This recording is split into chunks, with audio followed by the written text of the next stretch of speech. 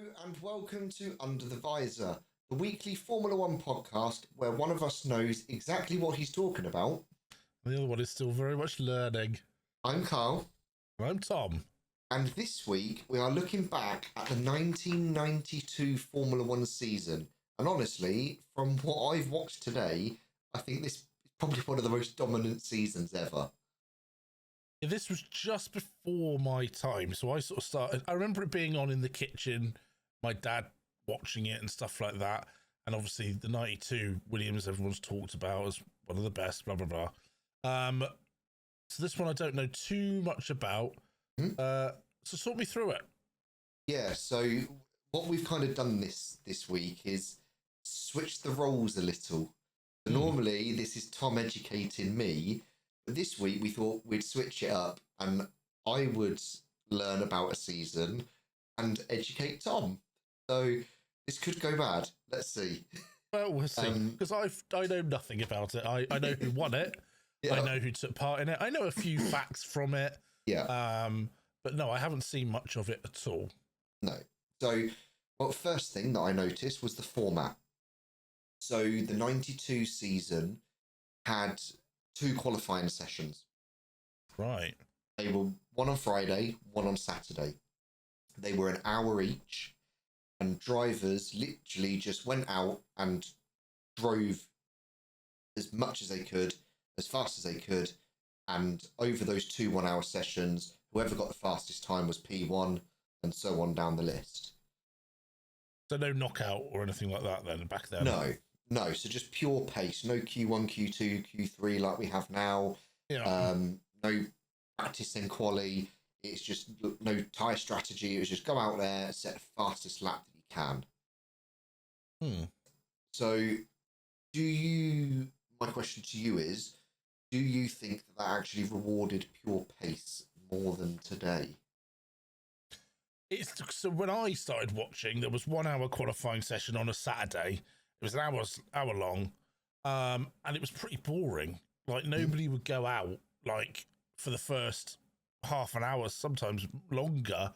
And if it rained, say 10 minutes into the session, that was the session over. Everyone would go out for 10 minutes, do their laps. So I think the way we've got it now is better because in Q3 they have to go as fast. Obviously, they were going as fast as they can, but back then, I could only go on from 93, 94 onwards. There was a lot more track development. So the reason they wouldn't go out is because they wanted the other cars to go and clean the track and lay down rubber and make it more grippy. And it still does to a degree now. Normally the last one across the line is on pole. But back then it was more, it was just a different time. So I think potentially you had to be a bit more strategic then. There was a lot more cars as well. So everyone was tussling for you might have 26 cars on track all at the same time, all wanted to be last across the line. So I'd say potentially that you had longer to get more pace out of the car because you had a whole hour. So, yeah, I'd say probably back then. Okay. Yeah, so there were 19 drivers that season. Right. Across 13... Well, there were 13 teams. How does that work out mathematically? 13 teams, 19 drivers. Surely there's more drivers than that, but what it's saying on the F1 website... But it's funny you should mention rain because I've got some talking points about that. Okay. More to come. Okay. So, a couple of key things before we even get to the racing. Nigel Mansell, need I say more? His eyebrows, spectacular. His eyebrows were very good. The biggest eyebrows I have ever seen. Yeah. Ayrton Senna is the reigning world champion.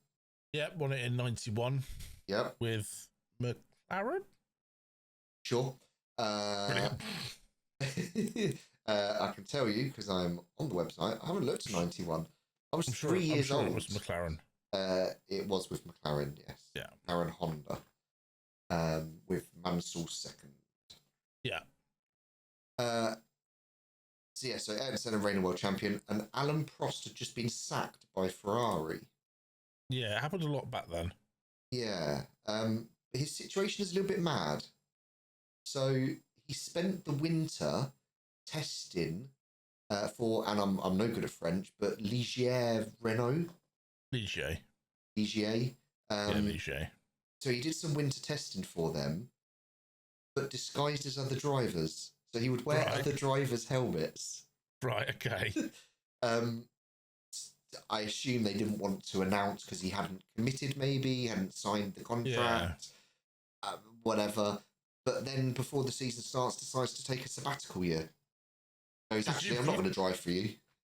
If you remember back then, there were no testing regulations, so teams would be out all the time testing. They could test over the whole winter. But a little interesting fact for you is down the line, I believe it was 1997, Alan Prost bought Ligier and turned it into the Prost Formula One team. There's a little nugget of information for you as well. So he may have not liked them then, but he still liked them enough to buy them later on. And he said it was the worst decision he ever made in his entire life. Right, okay. Well, I don't know why he was sacked. I assume performance based.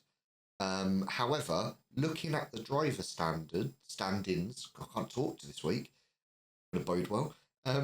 Looking at the driver stand-ins for 91, he came 5th. His teammate came Alessi, came 7th. And where did Marilyn Manson finish? Sorry, Nigel Mansell. 2nd. Got you. Yeah, Nigel has all of his ribs still. Cool. Yeah, you know that nugget of information. It's also the year Niki Lauda joined Ferrari as a technical advisor, race advisor. And you asked me a question last week about who replaced who was the who. I told you I can't talk this week.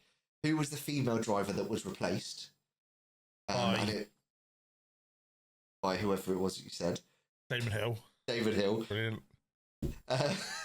And it was Giovanna Amati, who was the first female driver in 15 years. Yes, for Brabham. It was for Brabham, yes. And it was Martin Brundle's first year. He joined Benetton as Michael Schumacher's teammate. Yeah, bit of a tough ride that. Schumacher was obviously very quick then and everything. But yes, she joined Brabham in 92 and Damon Hill very quickly replaced her. So yeah, she was terrible. Anyway. Well, the clip, I mean, and I am in no way against females taking part in Formula One. But I was quite taken aback. The first clip that they showed of her was her in the car applying concealer.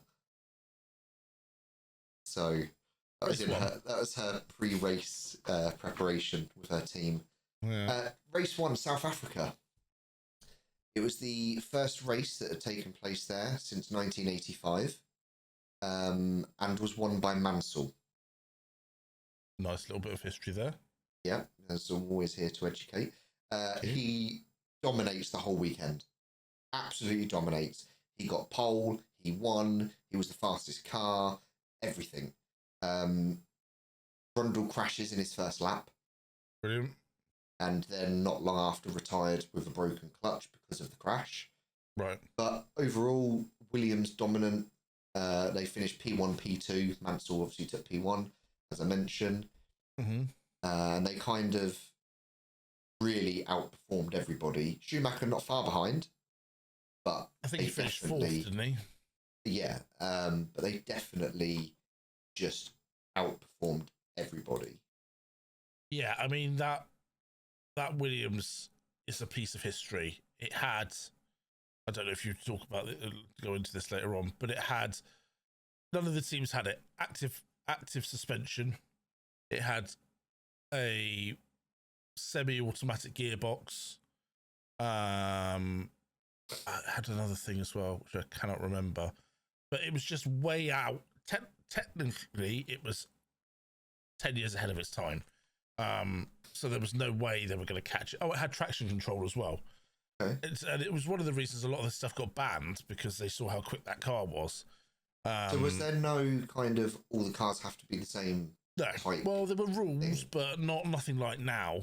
Because And one thing I noticed, it's interesting you say about it being semi-automatic. That kind of answers one of the questions that I had floating around in my head.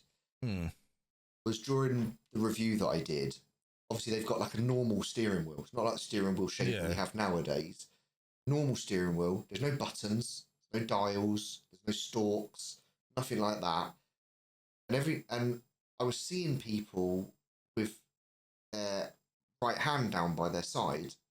Sometimes as they're going around corners, and I was like, "Are they changing gear with a gear stick?" They're banging it up and down and putting it back like a rally car. Yeah, basically, yeah. Okay. But so it's one of those things where everything was advancing really quickly back then. It's like if you go to the 2009 season, Brawn had a double diffuser. Right. It was leaps about ahead of everybody else, so they banned it. McLaren had the F duct, which was where they covered a thing, it changed where the air went, banned it. You know, all of these things that it just happened that Williams got everything in one go and made this crazy car. But yeah, so there's always things like what this year we're watching now have a Mercedes found a little loophole with the way their wings shut, or how much the compression they can have in their thing. So it's one of those where there's always loopholes, but there were a lot more back then. You know, they could do a lot more. So then we move on to Mexico. Yeah, Mexico. Senna crashed in qualifying. Oh yeah, he injured himself quite badly, didn't he? Yeah, so he injured his leg, but it was in Friday's qualifying. So he's 2 days before the race, and he was deemed fit and well enough to race on the Sunday. So I think he had the Saturday. I don't think he took part in the qualifying on the Saturday. I could be wrong on that. Okay. But yeah, he did still race, and he finished.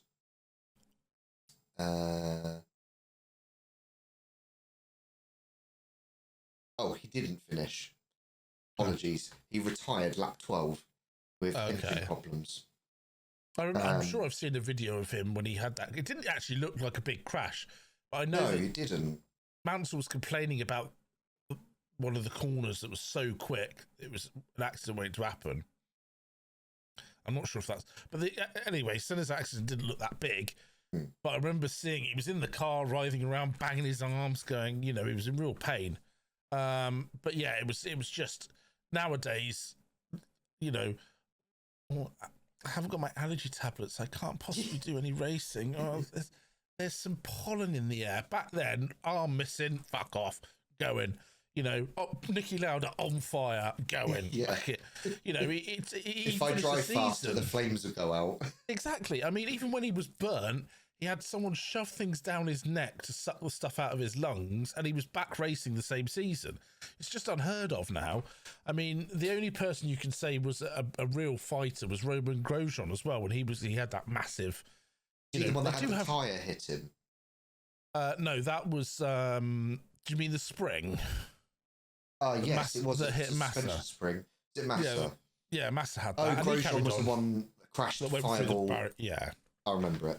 Yeah, I do remember but even that. Massa came back from that. You know, so they do still have them. It's just obviously back then they had to carry on. You know, There wasn't. You know, you went in there going, if I crash, it's going to hurt. Minimum, it's going to hurt.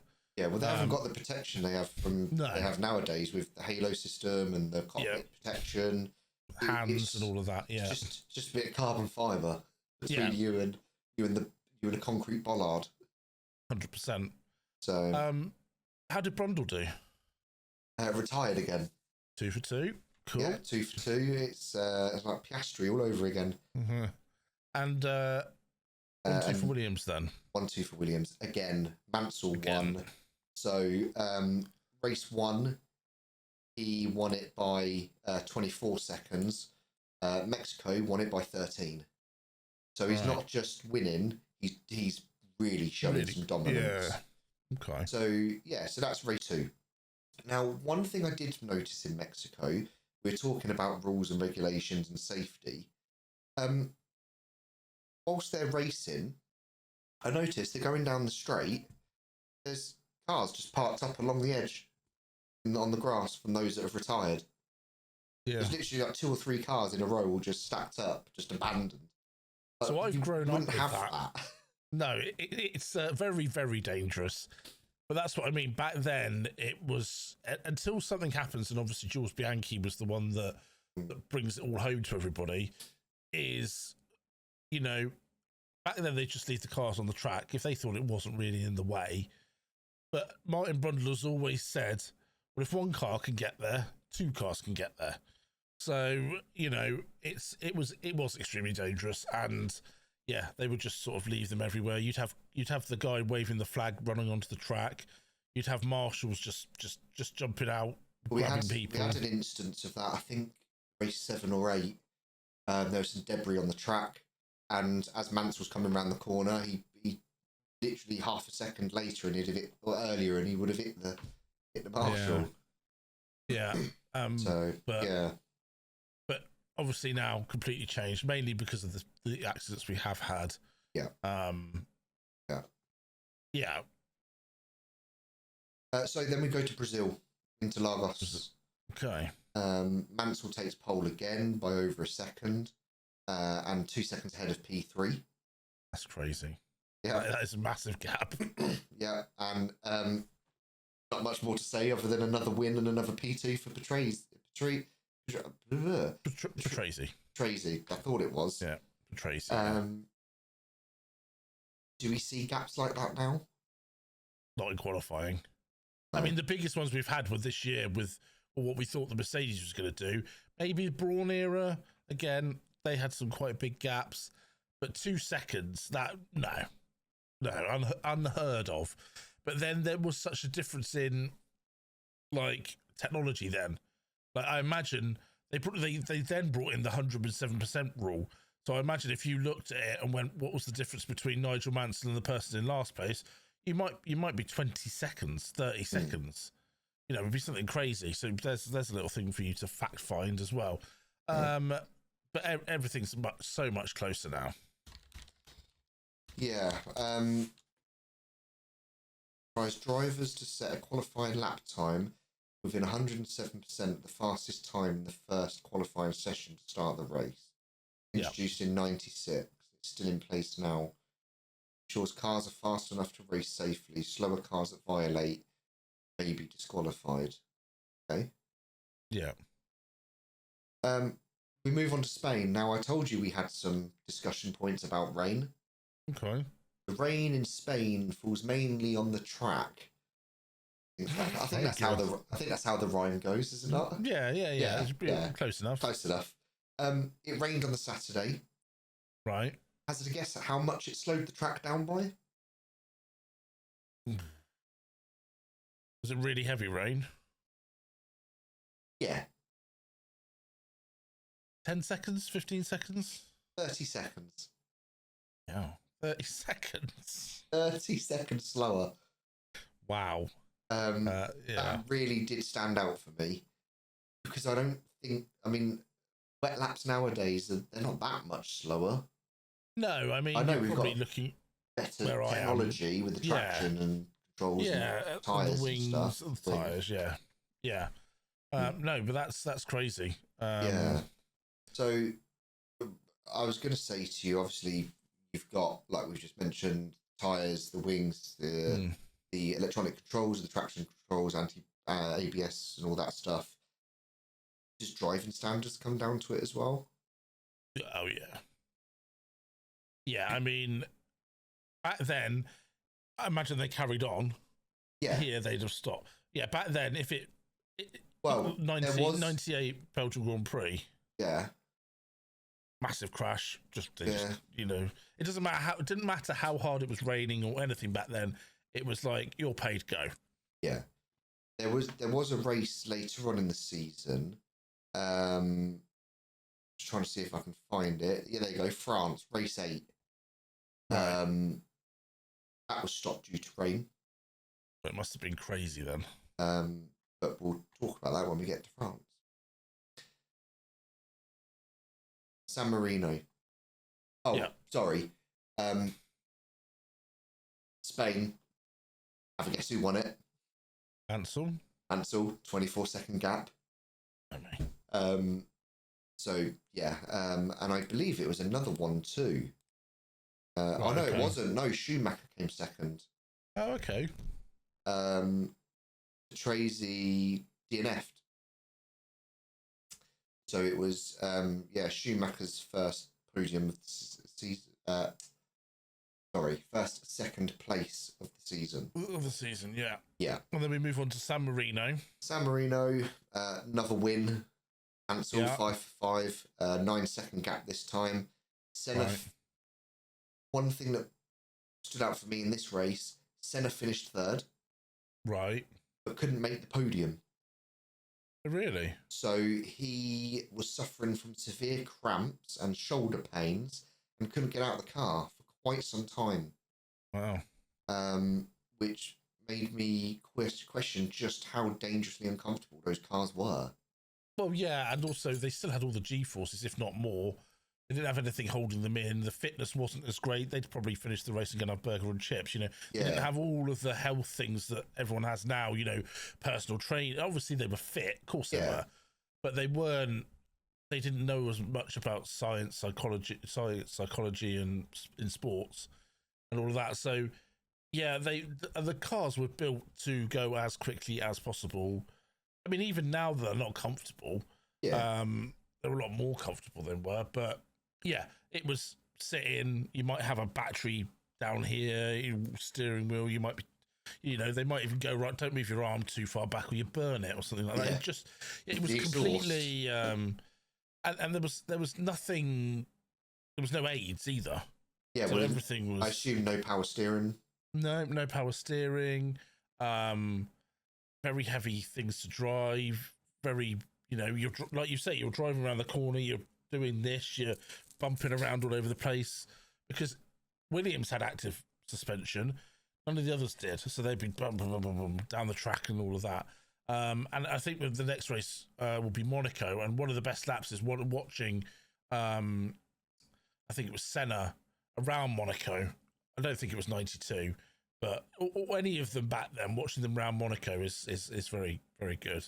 Yeah, well, we'll move on to Monaco then. Mansell qualified P1. Yeah. But I believe it was during a pit stop. Senna gains first place. Right. And wins. Senna wins the race. It breaks the streak for Mansell. But also another winless Monaco for Mansell. I'm sure this was the race that Mansell was right up his gearbox. He was. For all the last laps and just cannot get past him. And he's literally pushing him into the corners, but just can't get past him. Yeah, which raises the question, well, not question, but the point of Monaco is, it doesn't matter how fast you are, track position matters more. Oh, yeah. Yeah, if you're in the front in Monaco, you're very unlikely to get past, and that's what we touched on the other day, didn't we? Lewis was saying maybe we need to revamp Monaco a bit because it's pretty boring. Everyone loves Monaco, but it's a pretty boring race. Basically, they just get into position and off they go. Which, when we go back to Formula One, you know, we'll see. Yeah. We didn't review the Bahrain Grand Prix. We didn't, no. We'll do that now. Go on then. Anyway, so back to 92. That's good. Yeah. That moves us on to Canada. Canada. My cousin's just moved to Canada. Oh, right. Fun fact. So. All in a row. Mansell starts P2 for the first time of the season, doesn't get P1. Interesting. Who got P1? Ask me questions I haven't prepped for. Canada. Be interested to see whether it was Tracy. Overall qualifying, it was can't be right. It says here Nigel Mansell got third. Oh, it's not. Sorry, it's in a very, very weird order on this website. Starting grid. There we go. Yeah, it says he started P3. Maybe my research was wrong. But according to the F1 website, he was P3. Senna got P1. Patrese got P2. Okay. That was the starting grid. Senna, Patrese, Mansell, Berger, now I'm hungry, and Schumacher. There were your front five. And then Mansell spins out and retires. Oh, really? Yeah, so five races with P1s and wins. Yeah. Then a very, very unlucky close P2. Yeah. And then absolutely stacks it in Canada. Wow. I mean, Canada is a fast track as well, and you can't win them all. No. Now, interestingly, and luckily for Mansell, Senna, who, as we know, was P1, also retired that race. Oh, okay. He retired 20 laps later with car trouble. And who went on to win it? The person who went on to win it was Berger. Really? Berger, Schumacher, and then a Who was lazy. Berger driving for? McLaren Honda. Oh, McLaren. Okay. Yeah. Yeah. There we go. Yeah, so Berger by 12.5 seconds. Very nice. I mean, obviously the gaps were a bit bigger back then, it seems. Yes. But yeah. And then moving on to another French-speaking country, France. Thank you. See how smooth my transitions are. That was very good. Yeah. Very good. This is the one that I alluded to earlier. The race was stopped due to rain. Right, okay. Everybody restarted on wets. It was raining. And it dried out again very quickly soon after. Oh, okay. Everyone had to change back again. Right, okay. Now, this is where it gets interesting. Right. Now, and correct me if I'm wrong, back in the early 90s, team orders were non-existent, weren't a thing. Not really, not as much as they got later on. But they weren't as much, no. Well, at this point, Mansell is quite far ahead in the standings. Right. Patrese is ahead of him in P1. Right. They're battling it out for P1. And then all of a sudden, Patrese literally waves Mansell through. Okay. And then afterwards, in his press conference, was asked by one of the reporters, was you told to do that? Were there team orders? And his reply was, I'm not commenting on that. No comment. Oh. Fair enough. So, like you say, there probably was. It wasn't obvious, but this could potentially be one of the earliest signs of it happening. Yeah. Or an earlier sign of a driver who wasn't happy about it. Yes. Instead of just slowing down or, whatever, literally going, come on, off you go. I'm not talking about that. No. Okay, fair enough. Nowadays, we've got Max waving people past because they've got a better car than him. Yeah. Hi. So Mansell wins again, I assume? Yes. The rain comes on again. Right. Alesi stays out on slicks. Only one. Did he do well? Nope. Oh, right. Span out. Had to go and change them. Mansell wins by 46 seconds. It's not unheard of in the rain. The rain shakes everything up. Yeah, he was 46.5 seconds, and Patrese obviously came second, and Brundle was 72.5 seconds behind. Did well. Man. Everyone else plus laps. Well, he stayed on the lead lap. Yeah. And then we get to Silverstone. Mansell's home race. Yeah. He's 2 seconds faster in qualifying than anybody else. Yeah, that's crazy again. Yeah. Senna retires with a gearbox failure. Now I know what happens in this race. And Mansell wins by 39 seconds. He does. And he also, after the race, there's a very historic image of him picking up Ayrton Senna and driving him back to the pit lane. And I'm pretty sure Senna pushes a marshal out of the way as well, because the marshal's like, no, you can't do that. And he's like, fuck off. Yeah. But that is such an iconic image. They even made a little model of it and all sorts of things you could get. But yeah. Yeah. So, I'll pop the picture up so you can see it. Yeah. Yeah. But no, that was, and it's happened a few times since then, but that's the one everyone talks about. Yeah. So. Do you know what other key moment happened or came about because of this race and the outcome? It's history books. His eyebrows grew as big as his moustache. No, although I think if you put them together, it would be. He became the most successful British driver ever at the time, overtaking Jackie Stewart. Who is the most successful British driver of all time now? British driver. Surely it's Lewis.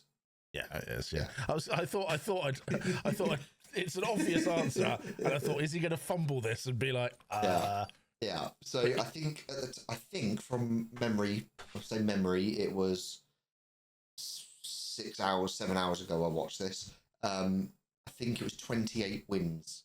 This was his 28th Grand Prix win, and that got him overtaking Jackie Stewart. Which is huge back then. Yes. Remember, there were only 12 to 16 races 16 in this season. Yeah, so that's a huge amount. Yeah. Again, Patrese P2, like I say, so another Williams 1-2. There you go. Just leagues above the rest. Yeah, good crazy car. And then, just for sake of feeling like we're on a loop, the rest of the season, Mansell just continues dominating. Mm-hmm. He wins in Germany, wrapped up the championship in Hungary with 5 races still to go. Yeah. Is that good for the sport, having the title over that early on? It's not good for the people at the end of the season. No, but let's put this into comparison to modern era. Yeah. That is the equivalent of winning the season before the summer break. That's crazy. Which Max very nearly did when he won whatever it was, 23 out of 24 or something like that. He won 9 out of the season, didn't he? Sure, he won 9 races that year. I'll take your word for it. 1, 2, 3, 4, 5, 6, 7, 8, 9. Correct. Yeah. Yeah. But yeah, I mean, I think it's good to have once every decade or two. Yeah. Sometimes it's good to see just how dominating somebody can be, how much better a team's car is performing. But if it happened all the time, it's not good, in my opinion, for the sport. Well, the Schumacher era was a lot like that, and then you had the Vettel era, the Hamilton era. It does ebb and flow. The Max era. Yeah. Yeah. Some other key highlights of the season: Schumacher takes his first win in Belgium. Oh yeah, for Benetton. Yeah, and this is where people just realise he's not just smart. He's not just fast. He's smart. I think he went to go on and win a couple of races. No, it was just that one. Okay. What was the gap? 36.5-second gap. Crazy. To Mansell. Oh, definitely an up and coming, as we know. Yeah. But even back then, it was very noticeable. Yeah. So Portugal. That's one I want to bring up because it needs a little bit of context. Right. Mansell overshoots his pit box. Okay. and reverses back into position. Oh, he reversed. Well, that's not allowed. No. He got black flagged, which means... Instant disqualification. Correct. What did he do?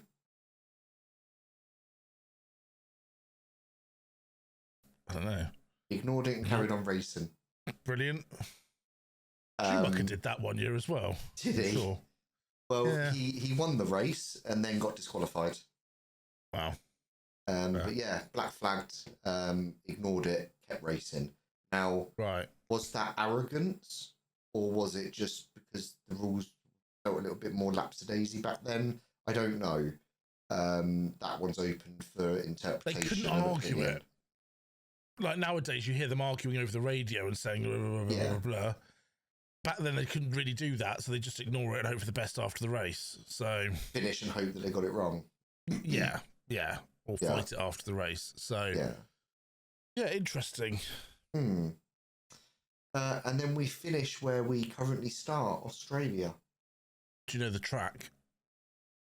Adelaide. Adelaide, yes. Very well done. I paid attention You did. to the video I watched. Brilliant. Final race, wet chaos is the two Right. words I can use to describe it. Crashes everywhere. Okay. Senna wins. And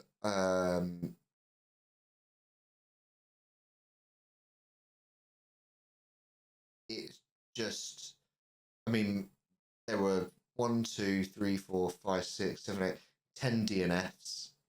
Wow. Fourth place was a lap behind everybody else. Okay. But yeah, Mansell, DNF, Senna, Thomas, there's loads. So yeah, would modern F1 even run a race that bad?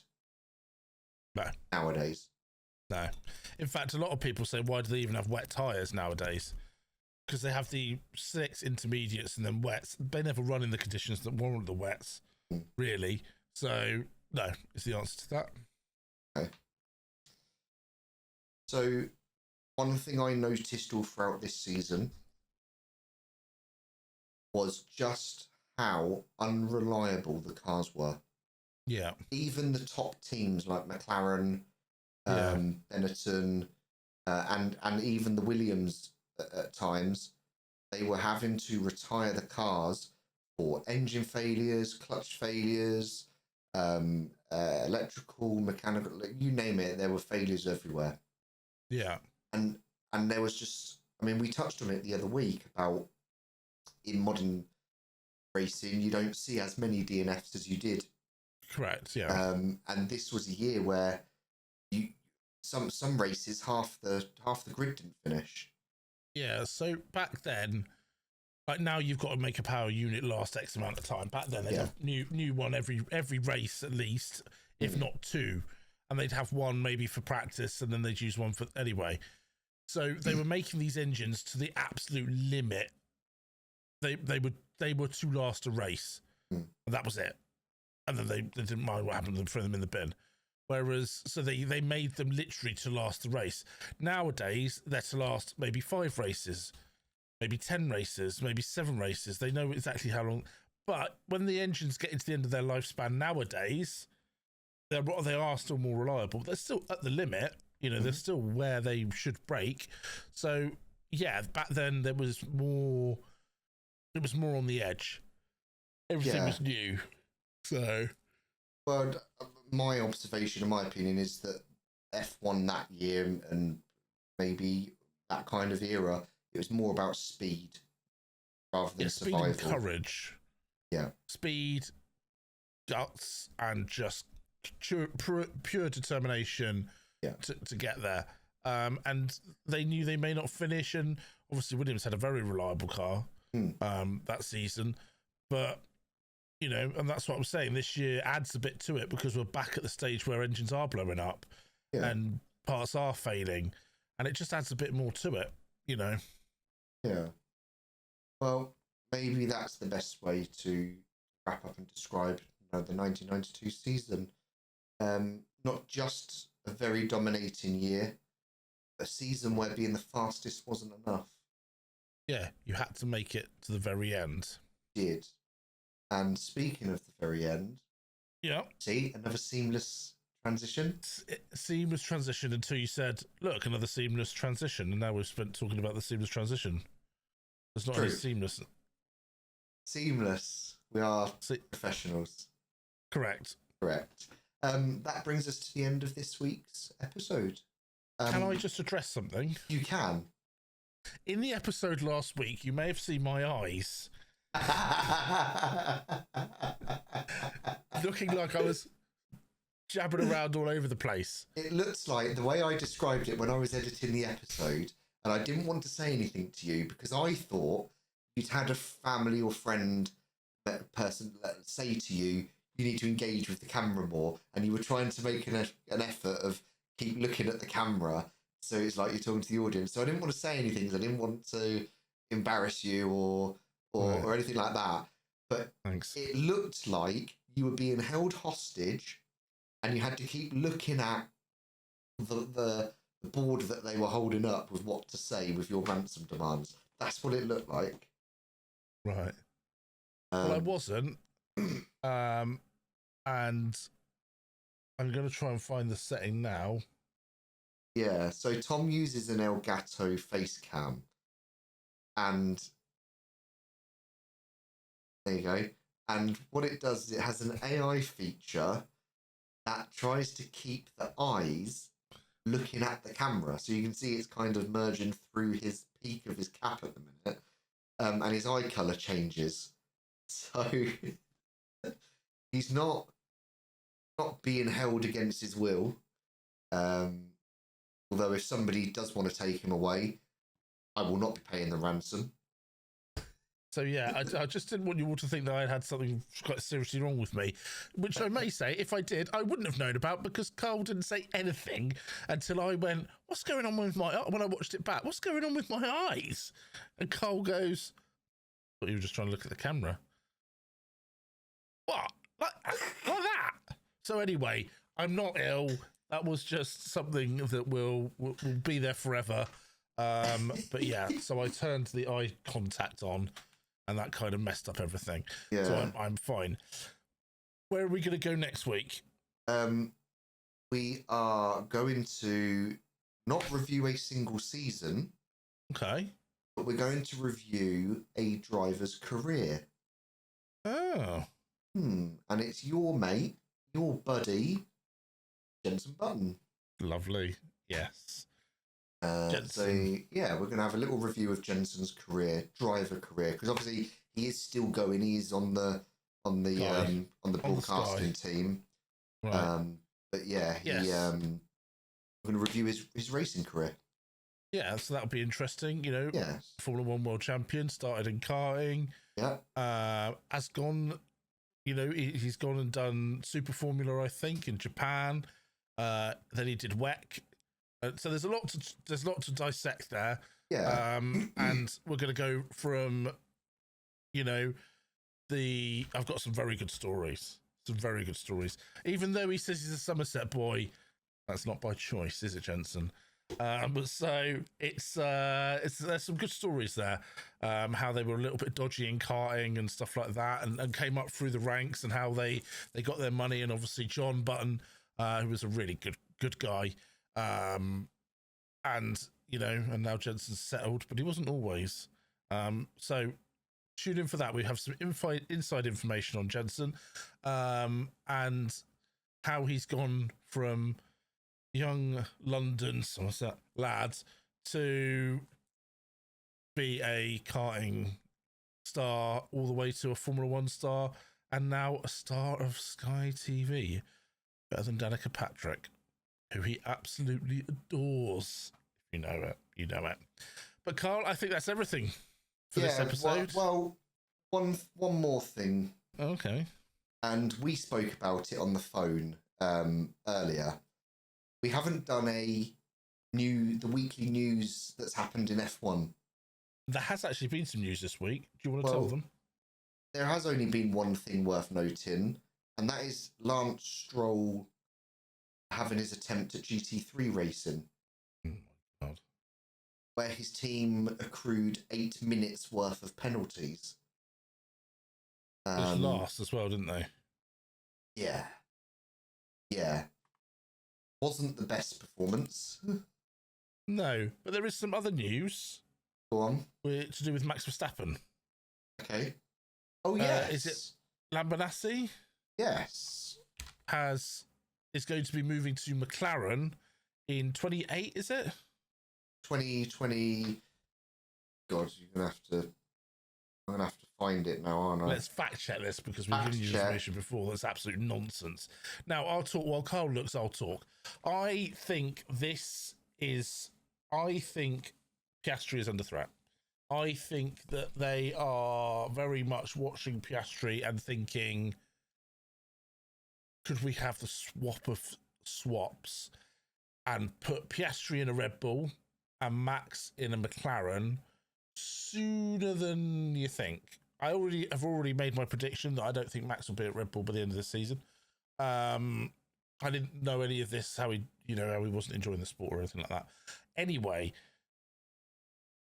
it would be a very interesting swap because normally, obviously, Red Bull pull from their junior drivers pack. It's rare they have somebody come in, not unheard of, but rare that they have somebody who wasn't in the Red Bull program. And obviously Piastri was in the Alpine program. So I think Piastri is under threat, shall we say. His seat is up for grabs. Yeah. And I think it's Max that's going to fill it. I think Lando would probably love that as well, because obviously they are best mates off the track. They do a lot of sim racing and stuff together. I think Max has probably had enough of Red Bull now. I think he wants to leave. Yeah. He does. I don't think he's happy there. I don't think Jos is happy with him being there. I think it's just, they're not delivering now. They'll deliver again, of course, but they're not delivering now. No, so he's agreed to join McLaren in 2028. So this is, I know we said we'd come to the end, but this is 3 years of Red Bull chaos visualized. You had, starting December 2023, Rob Marshall departs Red Bull for McLaren. Christian Horner accused of sexual misconduct. Jos Verstappen calls for Horner to be sacked. Yeah. Verstappen's chief mechanic Lee Stevenson departed. Then Adrian Newey departs after 20 years. Then sporting director Jonathan Wheatley departs after 18 years. Senior analyst Will Courtenay departed after 20 years. Red Bull fired Sergio Perez due to poor performance. Then demoted Liam Lawson after 2 races for poor performance. Then fired Christian Horner. Then promoted Lauren Beckys to team principal. Then demoted Sonoda to reserve driver. Then Helmut Marko departed. Then his senior garage and engineering staff were all poached by Audi at the end of the 2025 season. Then they promoted rookie Isaac Hadjar instead of Liam Lawson back up to the main team. Craig Skinner leaves Red Bull after 20 years for unknown reasons. Now Giampiero Lambiase has agreed to join McLaren in 2028. And then, now this one I haven't fact checked, but I have also seen that, if I translate it into English, Hannah Smith, which is Red Bull's chief strategy officer, is due to go. Is it Smith? Is it? Yeah. Okay. She is due to go to Ferrari in 2027. Okay. So that would be another key personnel member leaving. Yeah. Now, I then saw somebody on TikTok talking about this. Yeah. And this is what they're suggesting, okay? They're saying when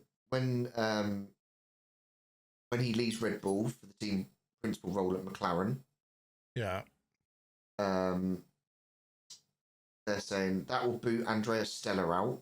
So he'll be then in a position to take team principal. At Ferrari, they think Leclerc and Lewis, and I'm going to get this wrong now because I'm trying to watch the video and describe what they're saying at the same time with no audio. They reckon Piastri is going to go to Ferrari with Ollie Behrman. Yeah. They think Leclerc is going to go to Red Bull. And they think Max is going to go to McLaren.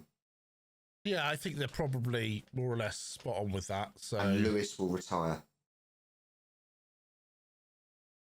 I think Lewis, he's having fun. Or Lando won't want to be teammates with Max, so he will go to Ferrari and Piastri will stay at McLaren. Maybe. Maybe. Yeah. But put your predictions and opinions on what might happen in the comments, and we'll have a little read of them. So, anyway, we've done enough waffling after we said we were going to end. So, for those that are listening to us on Apple Podcast, if you want to go see Tom's weird eye flicking, go have a look at either our Spotify or our YouTube, and you'll be able to see the video recordings of these episodes. No matter what platform you are listening or watching us on, please like, subscribe, rate, comment. We do interact with the comments. We had somebody comment last week. Oh, interesting. One fact I forgot to say. Mm-hmm. This season that we've just reviewed, 92, Mansell won it. And very much like the season we reviewed last week, announced his retirement. Yeah, but he did come back. He did come back. He did come back. Yeah, announced his retirement after winning. Yeah, he did. Yeah. But yeah, thank you everybody for listening. And we will see you next week for our review of Jenson Button's career. See you all then.